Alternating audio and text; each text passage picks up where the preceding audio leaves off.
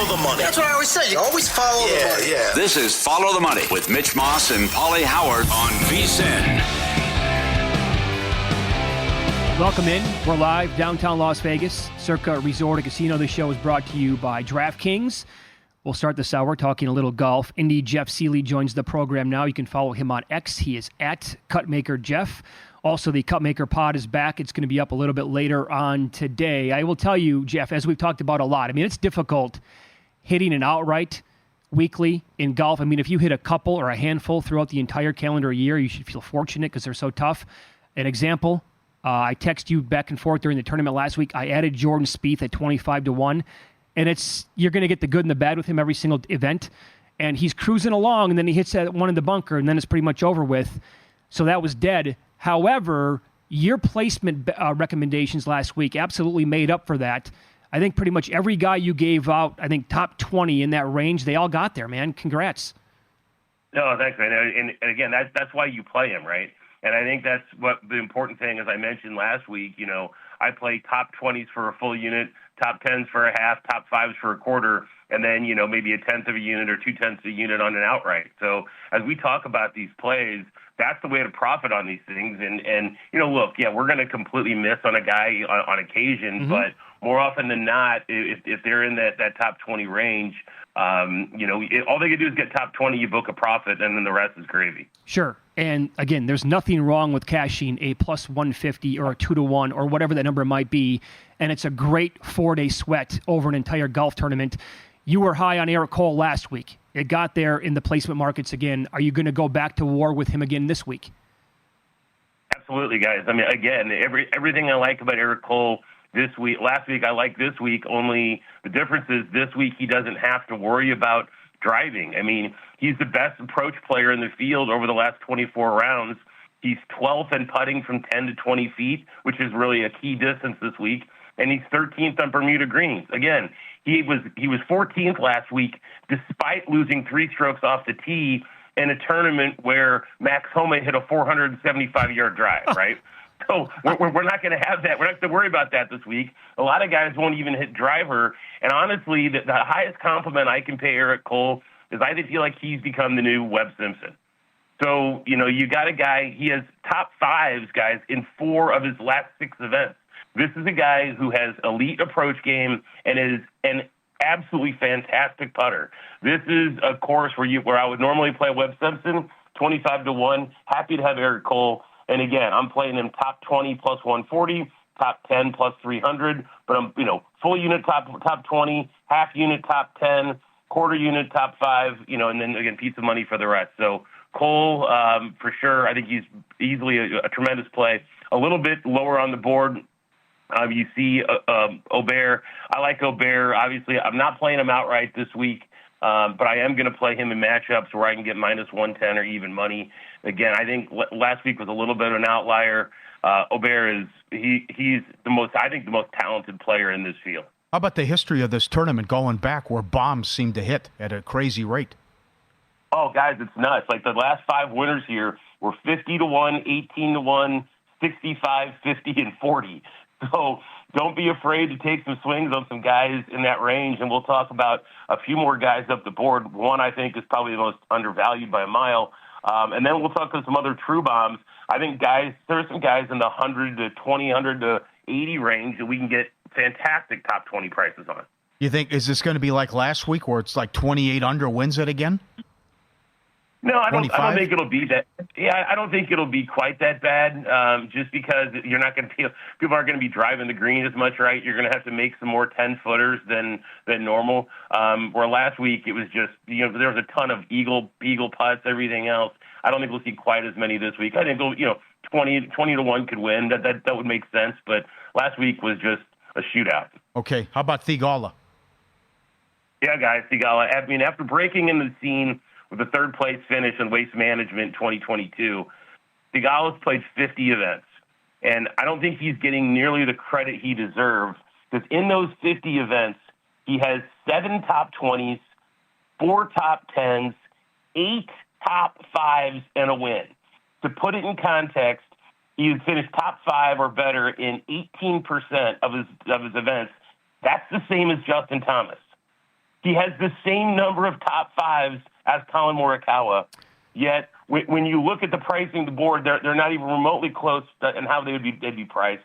Last week we saw Theegala finish second, gaining almost 3 strokes on approach and 4 strokes putting. Guys, he has gained 4 strokes or more putting in 8 of his last 15 events, and he gains nearly a stroke every single round on field putting. And so you get a guy who hits the ball as well as Theegala does with a putter that's absolutely on fire, top 20 plus 170, and feels like an absolute gift. And 30-1 on Theegala, I'm absolutely in. And I also played him over Putnam in the tournament matchup. I just think I'm going to continue to bet him. I'm going to continue to play him, and as long as this putter stays hot, he's never out of any event. I'll run this by you because every time I watch one of these tournaments, it seems like Theegala is in the mix or he's close and he's has a chance to somehow finish either like top 5 or maybe win the thing.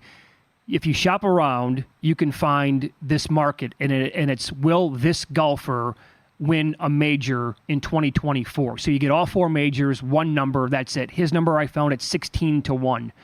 Do you think Theegala is worth betting to win a major this year at that number, or would you need a little bit more? No, I absolutely do. And I think he's live at the Masters. I think he's live at the PG. I mean, I think really any of the U.S. majors, I think he's very live. So yeah, I like that number a lot. And I mentioned Aubert and the same thing, but I bet Aubert's odds are probably a fraction of that. So I know I love Theegala, and I think he's just. I'm going to be on him more all year. You're going to see a lot more of these because I still think he's continually undervalued. Follow the money here on VSiN, the Sports Betting Network. Our guest, Indy Jeff Sealey. He's on X at Cutmaker Jeff, and his podcast, the Cutmaker podcast, is going to be out a little bit later on today. Let's go down the board a little bit more from Theegala then. Who are you looking at in that like 40 to 50-1 range? Yeah, guys, I played Adam Svensson at 60-1 earlier in the week. He's 40-1 now, which I still think you can bet. He's solid off the tee. His approach game has been very sharp, and his putter can get hot, having gained 2 or more strokes putting in 4 of his last 10 events. The form's there for Svensson. He's finished inside the top 26 in 5 of his last 11 events. I don't know that he'll win this week, but again, top 20 at 2-1. I like that a lot, and I'll throw a few bucks on the outright there. I played Svensson over Glover in a tournament matchup. And then, guys, down the board, there's some real bombs. Guys, 130-1 or higher. Vince Whaley is plus 450 to finish top 20. Great on and around Bermuda greens and been sneaky good in the past 6 months. He has finished 13th or better in 3 of his last 4 events, and we're getting him plus 450 top 20. I'm absolutely in on that, on Whaley, plus he's 130-1 if there's a pizza money outright. Ryan Moore, 5-1 top 20. Ryan Moore has back-to-back top 8 finishes and a 13th a few weeks ago. Guys, this is a guy who's had a tremendous career, but this is the first time he's had back-to-back top 10s since 2016. So we're getting really good form Ryan Moore. While he hasn't fared well in the past year, I'm going to ride the form a little bit, and I think this combination of wedge play and putting make a 5-1 top 20 on a guy with back-to-back top 8 finishes. I'm in. And then lastly, you got Tyler Duncan, 180-1 plus 550 top 20. Finished 3rd at the RSM and has 2 more top 20 finishes this fall. Putts really well on Bermuda. Again, think about this, guys. If we were talking, we say this all the time. If we were talking about like March Madness, for example, and we were looking at a team that was plus 550, we'd say, oh my gosh, that's like to win their region or something. That's tremendous value. All we're asking these guys to do is finish inside the top 20. If you bet all 3 of them and one of them gets there, you made a profit. Yep, well said.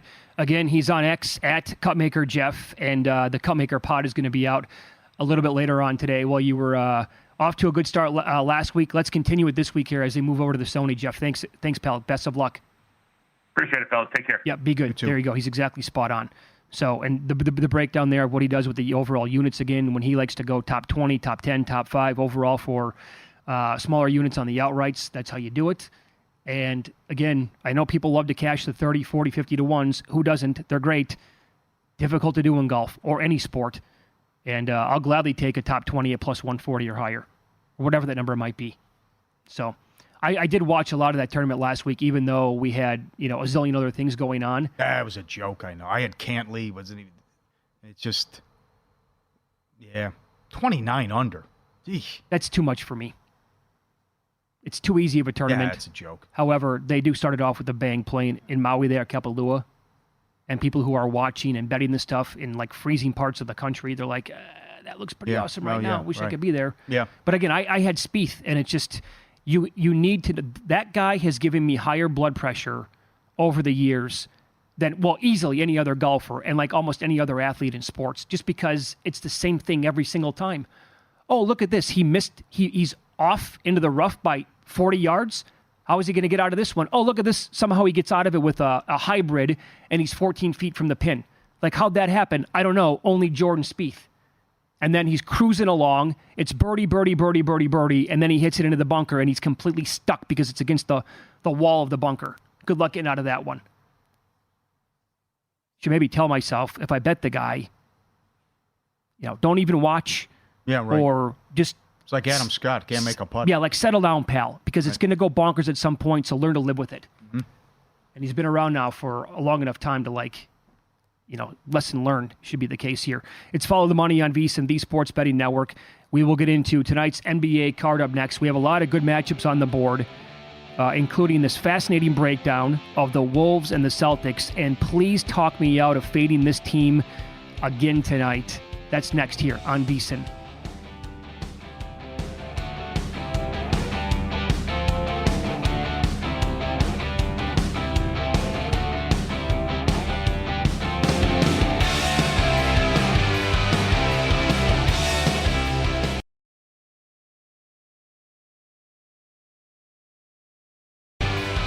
Become a VSiN Pro subscriber today. Get a limited access to the VSiN.com/picks page. We're both on the Chiefs.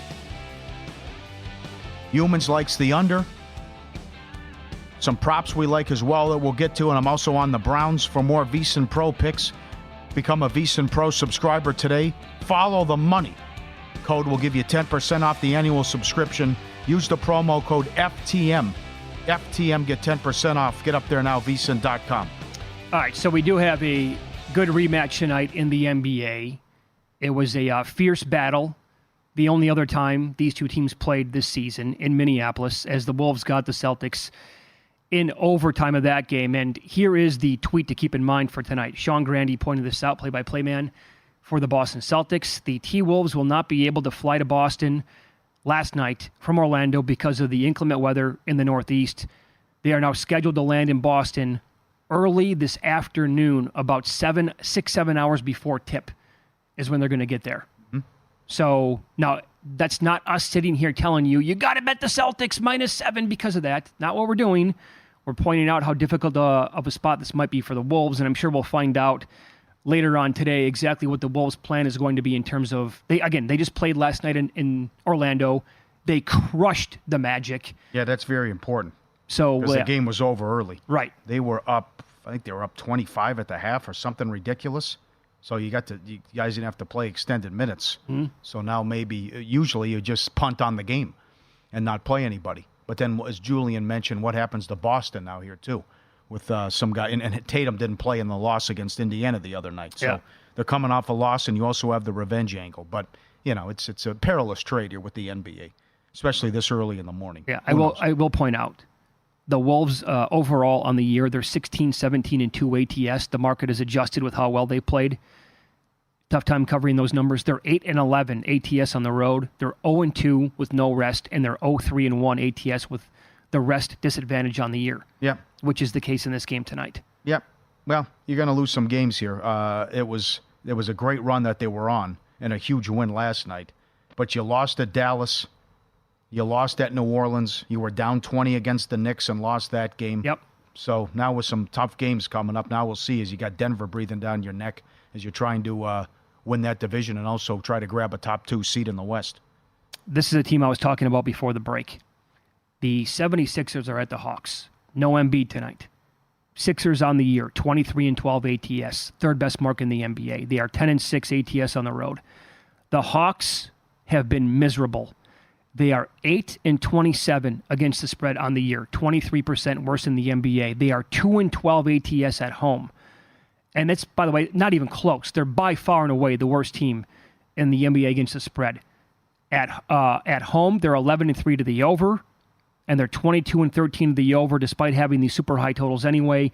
The Sixers are 21-14 to the over on the year. I've bet against the Hawks twice this year. Lost both times. Yep. Well, as bad as it's been, they're only a game out of the play-in game, which is the 10 seed. So Toronto just traded OG. They'll probably make another move, but still, it's not. Yeah, but this is still Atlanta's going to be able to figure to make the play-in at least, which still is a disappointing year considering the expectations they had. But then again, I can't believe I fell for this crap again after they got me last year. So just a disaster so far in Atlanta. But, Philly still has a talented team. Sure. Even though you don't have Embiid. So, again, a lot of teams are going to make moves here coming up with the deadline that Friday, February 9th, before the Super Bowl. And Atlanta's going to move pieces. And Philly's going to add some people. Yeah, so, Atlanta. This Eastern Conference playoffs are going to be crazy. Yeah. Philly will add a piece. Who knows what the Knicks will, even though the Knicks are hot. Boston's a freight train. Bucks having issues now, but it's going to be a tough out. Orlando's a good story, so it's going to be fantastic. And don't dismiss the Miami Heat either. Yeah, they'll get Jimmy Butler back at some point, right? So in this game tonight, Atlanta's a 2.5-point favorite, and the total is 246.5. I actually might like it over more with no Embiid. Yeah, because they'll push the ball more. Sure. Mm-hmm. And the Hawks fly up and down. They're horrendous defensively. Yeah, right. They have a top 5 offense. Yes, and there's a super fast pace. Oh. So I actually think the total might be a little bit low in this game. I mean, these numbers are just eye-popping because we're not used to this at this point yet overall, like going over the years in the NBA. But I'll bring up the example again last night. Look at the market move on the Lakers-Raptors total. Opened 230.5, got to 238. That had no chance of. Now, they played an 86-point fourth quarter, so it eventually flew over the total. But the Raptors have been a complete over team since making that trade for Emmanuel Quickley and R.J. Barrett anyway. And now we're starting to see the line. Yep, the screen's lighting up right now. Boston just moved to 8. They went to 8 everywhere. That's one of the games. Spurs just moved to 3. And the total in that game is 238. That might not be high enough. Pistons games score a lot of points. Mm-hmm. But it's a back-to-back for them. And again, this is how crazy this sport is. The Kings were laying 11 on the road last night. Yep. They're down by 18. They allowed 47 points in the first quarter, down by 18. I laid $1.60 in play on Detroit money line. I didn't have a chance. No, I was up 22 points. I laid $1.60 in-game money line. I got run out. Yep. They were trailing at halftime. Oh, yeah, good point. Yeah. Down by 18 in the first quarter. At the end of the first quarter, you're laying 11, and you won the game by 21. Yeah. 47 first quarter points. You finish with 110. It's a debacle. I think it was a 102-63 run by Sacramento. Sounds about right. Yep. Sabonis was a beast. I can't. Would you see that? What do you have? Like 37? Oh, he's been 16 and 12 or something. It's stupid that he had. His game log, like this month, I'll get it here in a second, has just been outrageous what he's doing. Yeah, this was a tough one. I mean, the Spurs should beat him. And I agree with but that. This again, that prop.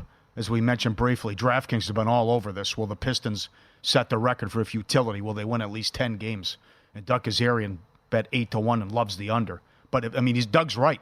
If you can't get games like this, where are the wins coming from? I know it. And you're not playing Cunningham. So I also agree that the total's too low as well. How about you have it? I was going to say, here's Sabonis. Yeah. Here's Sabonis in the month of January. 23 and 19 against Charlotte. 22, 23, and 12 against Orlando. 24, 15, and 11 against Toronto. 17, 10, and 6 against New Orleans. 37, 10, and 13 last night. Yeah, you brought it up with Jeff Sealey. It's like he's still like 2-1 to get a triple-double, plus 250, something like that. In that range? You got to take that, right? The run that he's on. Sure. How about the Pelicans against Golden State? As we've talked about, it's a mess with Golden State. No size, Green acting like a buffoon. You also have, what we mentioned, this is the most important takeaway I have.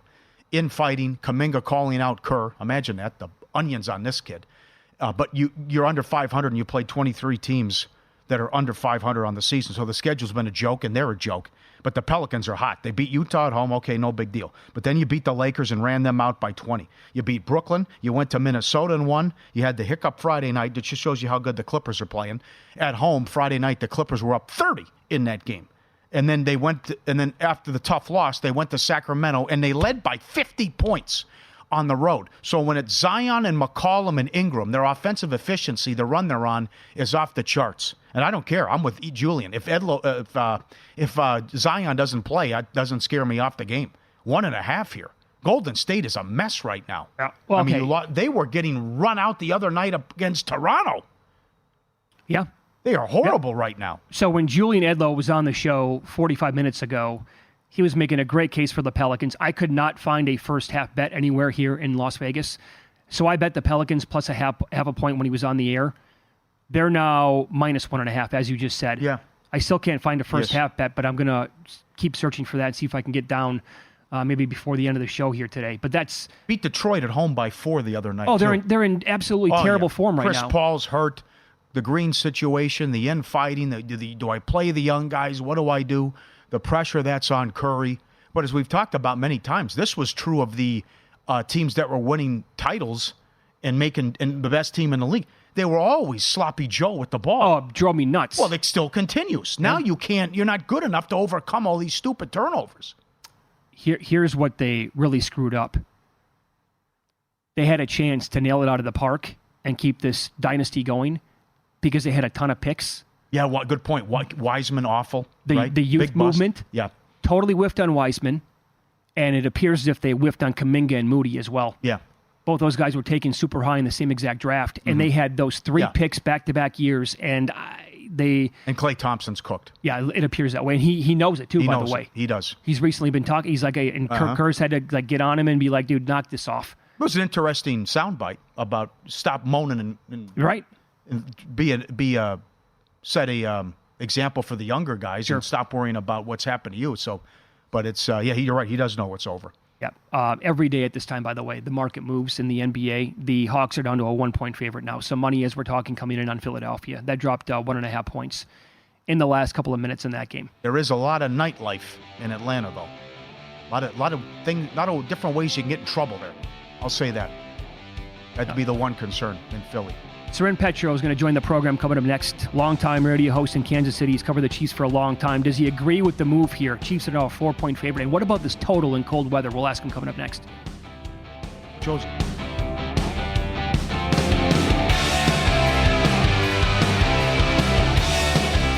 Welcome in. We are live in downtown Las Vegas, as always, from the Circa Resort and Casino. We'll go NFL here.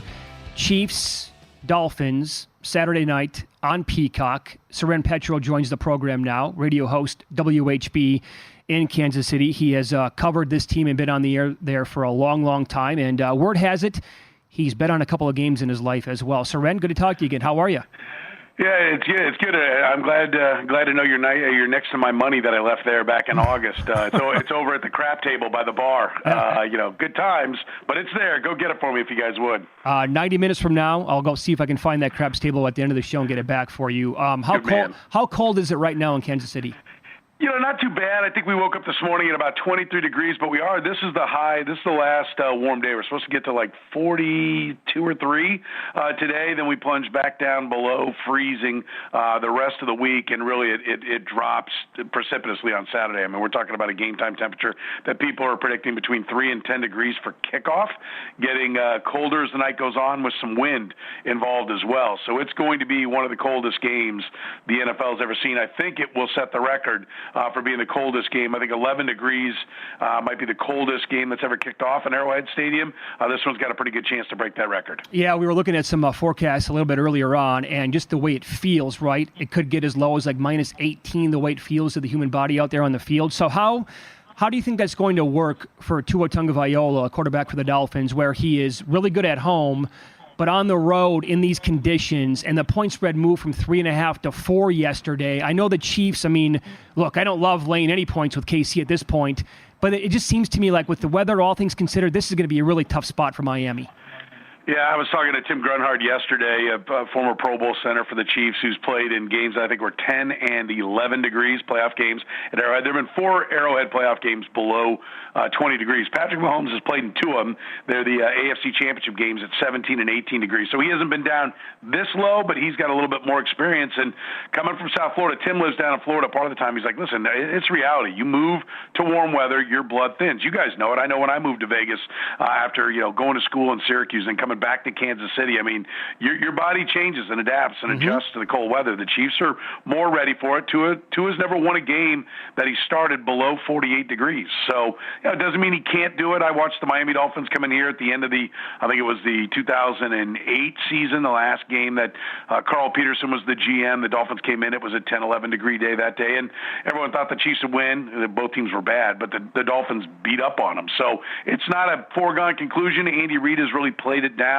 But I think it's a reality. Tua's never experienced what he's going to experience. And I think the wind is a big factor as well. I mean, Mahomes has the bigger arm, should be able to cut through the wind. The windier it is, I think the tougher it'll be for Tua. Sure.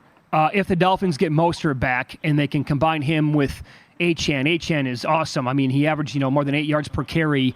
Are the Dolphins going to be able to find success on the ground against this really solid Chiefs defense?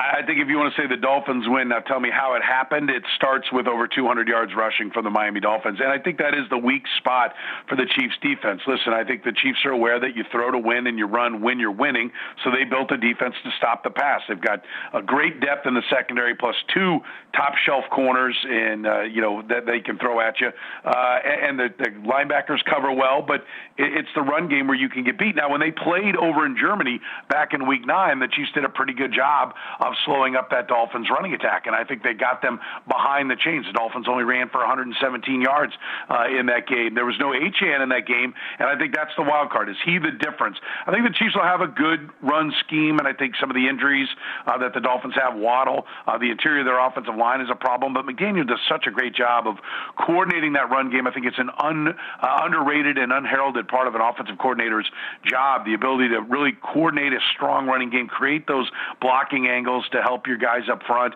And then he's got a great speed back in Achane and a great veteran in Mostert who's not slow himself to take advantage of it. So if the Dolphins are going to win, that's how they're going to do it. It's going to be running the ball. And I think Steve Spagnuolo knows that, and it won't be as easy as it looked at times for the Dolphins last week against the Bills. Yeah, follow the money here on VSiN, the Sports Betting Network. Our guest, Soren Petro, WHB in Kansas City, longtime radio host. Also, there's this. The Dolphins had to sign linebackers Justin Houston and Bruce Irvin this week. They also placed Jerome Baker, Cameron Good, and Andrew Van Ginkel on IR. There is a scenario here where, they're just so decimated at key parts of the defense where they're not going to be able to maybe get that running game off the field for Kansas City if they can get Pacheco going, and the passing game, some of the underneath stuff, is working with Mahomes and company. Yeah, and I think that's one of the reasons why there's maybe optimism towards the Chiefs. We were talking off air about the line move and some money coming in, or at least the line moving towards the Chiefs. And I think Andy Reid pretty much said Donovan Smith is going to be back at left tackle. He's been out for several weeks. He's not great. He's solid. He needs a little help against a pure speed rusher. Well, that's not what he's going to face. He'll be just fine in there, and they get better at left tackle. Mecole Hardman came back in the scrimmage against the Chargers last week. He had 7 catches. He's not perfect, but we know that they've had problems at the wide receiver position. MVS can't catch. Kadarius Toney can't catch. Sky Moore can't catch. So if you can leave those 3 on the sidelines and have the rookie Rashee Rice, who's been really good, Mecole Hardman to stretch the defense really vertically. He doesn't track the ball well deep, but he does a lot of things, really horizontally. He doesn't go deep well. He runs well, but he doesn't track the ball well. But horizontally, he's a real threat, and that's where he beat the Chargers. And so I think there's probably a view that this Chiefs offense will be as good or better now that Hardman's settled into the offense after coming over midseason, back in the mix. They know how to use him. They can play to his strengths, and hopefully they've eliminated the guys that they've been trying to get up to speed that just weren't getting the job done at that wide receiver spot. Well, that's been the story, how bad the wide receivers have been, and they're number 1 in drops. Is the defense good enough then? And they only give up 17 points per game, but good, because if they win, they're probably going to Buffalo. So is it good enough to overcome this offense, which I can't believe I'm saying, even though they have Mahomes, but is it good enough to overcome this offense and make a deep postseason run? The answer is no. This is the best defense that the Chiefs have had in the Patrick Mahomes era, and it's the worst record they've had in the Patrick Mahomes era. And I think it speaks to the reality of the modern NFL. There are times that you have to be able to score, and the Chiefs haven't been able to do it. They always could count on the fact that if it was late in the first half, if it was late in the game, especially when you employ fourth down, Mahomes would go get you points. 51 seconds and one timeout, that's a field goal in your pocket, and maybe 7. Not anymore, not with this team. And so we've seen them play great defense. We've seen the defense hold the opposition to 17 points, 20 points where there was a pick 6 and the offense gave them another short field where the defense was on the hook for 3 or 6 points. Mm-hmm. At the end of the day, they still needed points from the offense and they couldn't get it. So, I think Chiefs fans would love to tell you, yes, reality of the modern NFL is no. The defense can only hold up for so long that the offense is going to have to step up and play better if they're going to make any run. Which team in the AFC has the best chance to go to Baltimore and win? Probably the Buffalo Bills, a day that Josh Allen, you get good Josh Allen, non-turnover Josh Allen. I related him to Brett Favre. I mean, yep. Patrick Mahomes, people wanted to say was Brett Favre. Josh Allen's Brett Favre. If Josh Allen's on, they're the biggest threat. But listen, the Chiefs have the ability to do it.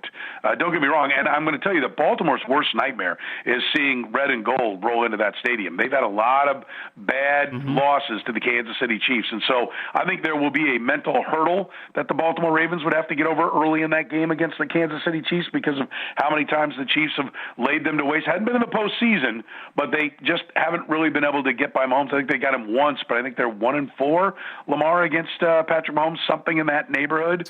So, yeah, Baltimore's got the best chance, but I think the Ravens would probably rather see Buffalo than the Chiefs because of the history they've had with the Chiefs. Sure. Do you have Flacco fever? Are you buying into the Browns? I am not at all. Listen, do I like the Browns as a team? Yes, but 8 interceptions in 5 games. I think people need to settle down about how well Joe Flacco's playing. There's been a lot of interceptable balls that have also been dropped. So, look, Flacco is the guy to start for them. He's their best quarterback, but let's stop acting like Joe Flacco is going to carry a team. It's going to be the rest of that team that has to get it done. They're going to need to run the football. They're going to need to play great on defense because Joe Flacco needs to be put in a position to manage the game and not win it. Yeah. How good overall is it next week if we get Chiefs at the Bills? I think that's will be one of the highest rated playoff games in NFL history. It'll have to be. That would absolutely be the nuts for the NFL. Now explain this. We have like a minute left. It's not going to be a controversy in Kansas City because the game's going to be on the NBC affiliate, correct, and not just Peacock? Right. It'll be on, what is it, Action or 41? I don't know what that one is. 41, NBC local affiliate. Yeah. Okay. Big. Yeah, sure. We'll be scrambling to see if we can find it out here and elsewhere. It would be lose your mind, storm, especially when the Chiefs and Royals are trying to get a new stadium passed right here. It would not be a smart play for the NFL to help to do that, and they're not doing it. So, but yes, it would be Armageddon in Kansas City. No kidding. You can follow Soren on Twitter. He is at Soren Petro. Great stuff as always, my man. Thank you. Guys, always my pleasure. Thanks for having me. Great job. There you go. Someone not buying the fever finally. How about that? Yeah. This is going to be ugly. I mean, the older demographic is going to lose their minds this week. If they're not aware of it, these old guys are going to have to try to find Peacock. And what? The game's not on TV? What? Think about how long it's just going to take to register. Wouldn't you tell them that? I know. Where's the games, kid? What? What's not on? What's Peacock? What does that mean? Okay, what to watch for next season with teams that won 5 or fewer games coming up next.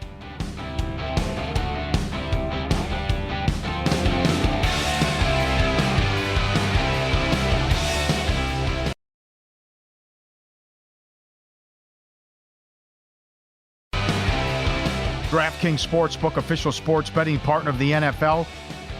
New customers can bet $5 on any game and get $200 instantly in bonus bets. You'll get lost in the menu, ridiculous amount of props, and more are coming. Download the DraftKings Sportsbook app now. Use code Vegas. Only on DraftKings Sportsbook with code Vegas. The crown is yours. We talk about this every year, usually in the summer, but it happens every year. And Bill Barnwell is always on top of this from ESPN. On average, 1 in 4 teams that have 5 or fewer wins have a winning record the next year. The last 2 years, it's happened 6 times. 2 years ago, the Jags, Lions, and Giants did it. This year, It was the Rams, Colts, and Texans. 1-4. After winning 5 or fewer games, post a winning record the next year. So again, it's been 3 the last 2 years. Your candidates next year are New England, the Chargers, Arizona, Carolina, and Washington.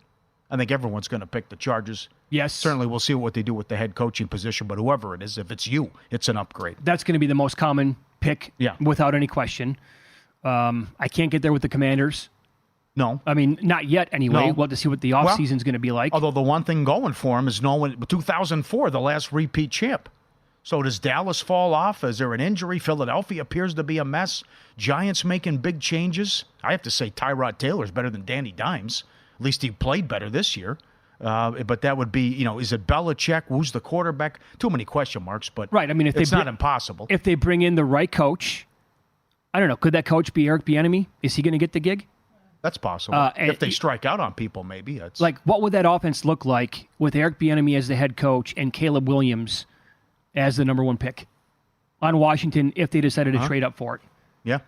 I mean, that's going to be a fun offense, and even in Caleb's first year. And Sam Howell was awesome. Was awful. He was awesome and awful at the same time. Yeah, right. He had moments. But can you protect someone too? I mean, that's most sack quarterback and most interceptions. Recipe for disaster. That's the thing, right? It's not just the quarterback problem there in Washington. It's a lot of things. The defense was absolutely horrendous. Now, how about this? We talked about it yesterday. What if Harrison falls to Arizona? Probably will happen. We could go quarterback to start the draft, assuming there's no trades. Maybe that still happens if there are trades. Sure. But if they can grab Harrison, they didn't try to win this year, but you saw the record once Murray got in there. I love McBride. I love Connor. Now I get Harrison. Hollywood Brown's got to pull his head out of his ass. But that could be, if they fix the defense. Well, that part's probably easier said than done. But it's a tough division. They do have another pick in the first round. Yeah. Courtesy of the trade with the Texans last year. What's their win total, you think, next season? It was 4.5 this year. 6.5? I had my number around 6.5, maybe 7, something like that. Yeah. Well, that's what the Rams were. So it's doable. In that range, right? I mean, do you think the Seahawks are going to be good next year? Probably 500 again. Maybe in that range. Yeah. I think the Cardinals can maybe be even better than them. Depends on, again, if they have a decent offseason. Murray was good, man, when he came back. I know I was Mr. Negative against that guy, and one of the reasons why I faded Arizona in many markets this year. But Kyler Murray came back, and he was playing really, really well for that team that did not have a lot to work with, by the way. But you're right, McBride's awesome. How about James Conner down the stretch? Yeah. The guy had a B12 shot for the final 2 months of the season. Running angry. Carolina's totally draw a line through him. I mean, that's just... they're in a bad division, but this kid cannot play. Bryce Young cannot play. And that's what can happen when you give up a lot of picks, by the way, short term, to go up to number 1. That's why, like, if Washington were to do that, if the Patriots were to do that, you're going to give up a ton of draft capital probably this year and next year.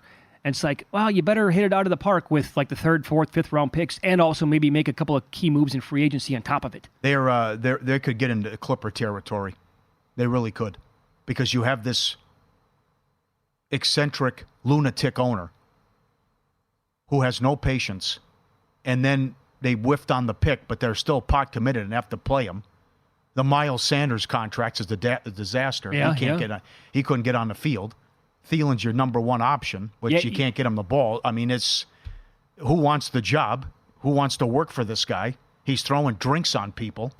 I mean, it's, you go back. I mean, I see the similarities. I mean, it's just the terms of just being a wacko, right? And it's, well, I was successful in what I've done, and I'm worth $20 billion. I can do what I want. It was exactly like that? Donald Sterling.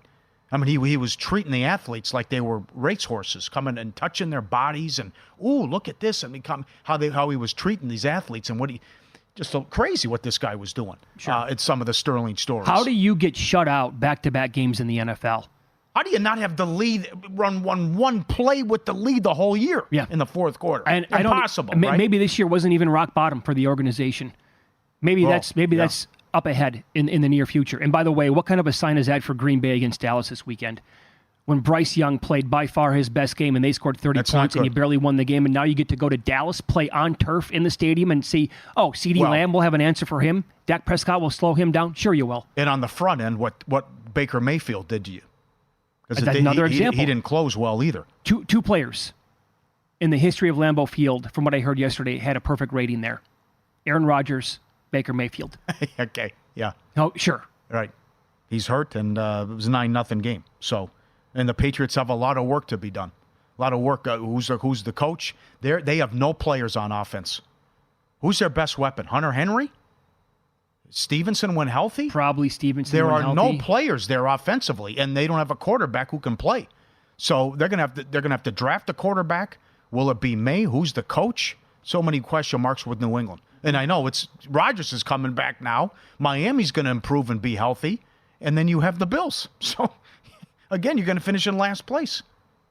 I can't see how they even come close to a winning record. Yeah, I mean, it's almost the draft is going to have to go, 1-2 certainly, quarterback, and there's already a ton of steam on Jaden Daniels to go number 3. It could be him, right? Or go higher than Drake May. I've seen both. Mm-hmm. So a team like the Chargers picking at number 5, they don't need a quarterback. They had an awful season. I think they were probably assuming that at number 5, they're going to be telling themselves, well, teams are going to want a quarterback here, so we're going to be in a perfect spot to trade back in the draft and then maybe get a bunch of other picks. I don't know if they're going to be in that spot anymore because Daniels might go ahead of them. Well, and then what happens at 7 and 8? Tennessee and Atlanta, do they move up to take somebody? Which I guess Tennessee's going to give Will Levis a shot, but how high do you got to get up though? Yeah. Again, you're going to probably you might have to go top 3 by the time the draft gets here. Well, or you just you stand pat and you try to grab a Fields or somebody like that if he's available, and do so. Who knows what happens with Russell Wilson? Which I don't love the guy, but his stats were pretty good. But imagine what Atlanta could look like with Russell Wilson because it's such a big upgrade from I don't hate that spot. And Ritter. I don't hate it. Would you take? I brought this up yesterday. I did a radio spot here locally. Would you take Russell Wilson if you're the Raiders? No. I wouldn't do that. They're picking 13th. He's clearly an upgrade over AOC or Jimmy Garoppolo. They're a quarterback away. That team is good. I can't believe I'm saying that. Or maybe they overachieved this year. But I'd rather have Fields. I'd rather have Jake Browning. Why can't I have Jake Browning? I wouldn't. Did the girlfriend come with? Why not? Why can't I have Jake Browning? You're not sold? You saying the weapons? It's such a very small sample size. Well, I mean, okay. Russell Wilson was... People have made mistakes before. Matt Flynn comes to mind. Huh? Yeah. But that's... I would rather have Browning, though, with some of these other guys. Wilson, you know how it's going to end. Here's the thing. The numbers were good, but still. The numbers were fine. Absolutely, they were. But it's a lot of it was dink and dunk. And, Judy not being able to catch the ball also hurt him. It'll depend on... There's always a surprise, right? And we just saw this what happened in Tennessee. Are we sure Dennis Allen is safe? Well, they said so. This story is so weird from Sunday. Jameis Winston comes in, and maybe it was ticked off because they just brought him in to take a knee. Allen said, take a knee after the interception. Matthew should have housed it. He's turning around looking. Here's Winston explaining why they decided to get Jamal Williams a touchdown and run it up against Atlanta.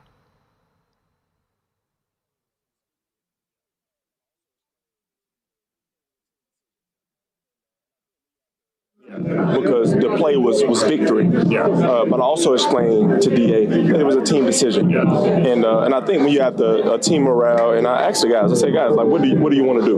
We know how much Jamal means to this team, and I understood from DA's perspective. So I give him that. But DA didn't condone that at all. He didn't. However, we decided as a team to do it, and man, we got an interception to the 1 yard line. So if we would have scored, would it still would have been disrespectful? Right. So Tyron wasn't in on it, was he? No, Tyron was not in there. No, I'm just kidding. It was an offensive team discussion. However, how about that? We overruled the head coach. It was a team decision. To punch it in and get Jamal Williams a touchdown. I don't think. And then Dennis Allen had to apologize. Don't even apologize. Yeah. Don't do that. Arthur Smith can go pound sand. That's right. Up next, Richard Roper is going to join the program. We'll discuss betting on the Emmys this weekend and looking down the road at the Academy Awards coming up next here on VSiN.